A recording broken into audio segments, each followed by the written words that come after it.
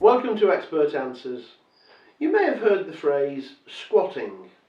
You may have heard the phrase adverse possession.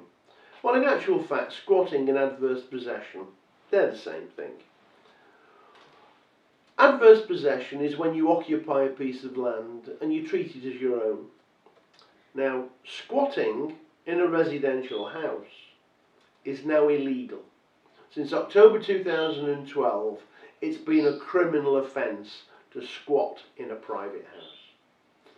However, if it's just a piece of land and you're occupying a piece of land, you may be able to claim the piece of land as your own.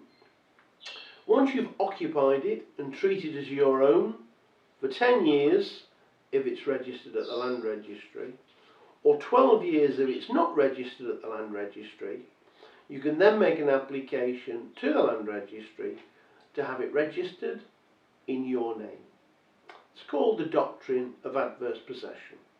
Remember, you need to have occupied the land and treated it as your own for 10 years or more, depending on whether it's registered or not registered. When I talk about occupying the property, you haven't got to physically go and camp on it. You haven't got to put your tent up and occupy it. You've just got to treat it as your own.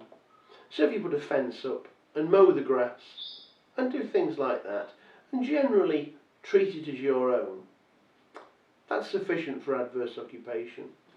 But remember that you're going to have to prove that you've done that for 10 years or more.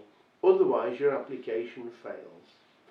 So take photographs with dates on and keep receipts for fencing and things like that, so that if it's questioned as to how long you've occupied the piece of land, you can actually prove when you took occupation.